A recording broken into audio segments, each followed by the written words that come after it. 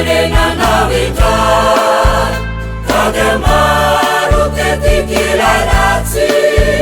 zay mitondra famoizam-po ireo tebitebiko isan'andro malevony ao am-poko ao ka ozary afalinao ay toko eo ambany fahasoavanao hitafio ny herinao tokoa mba tsy ho tivy ty mpanomponao hofanasina mahely hatrany ane ka ho tonga voninahitra atolory ary tompoko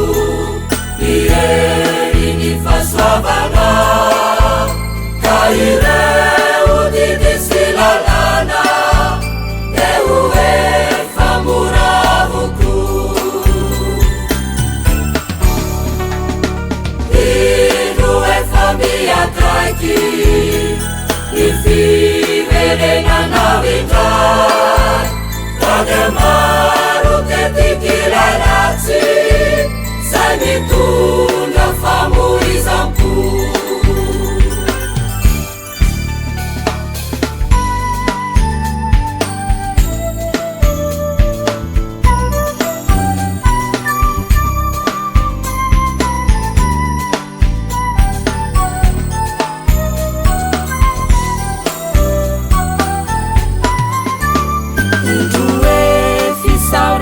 sahady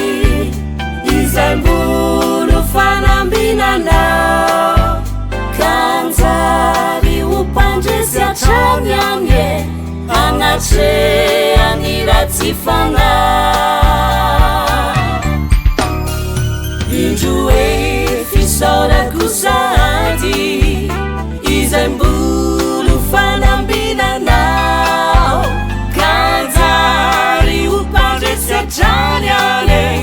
anatreany ratsy fanahy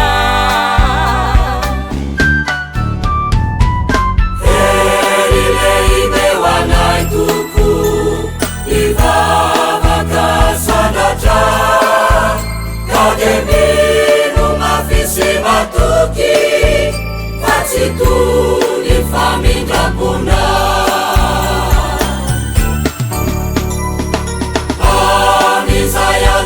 tretrika fa iazonay tokoyana ka ho feno ny heriny fahasoavanao ho fanimy tantanany ty ka ho feno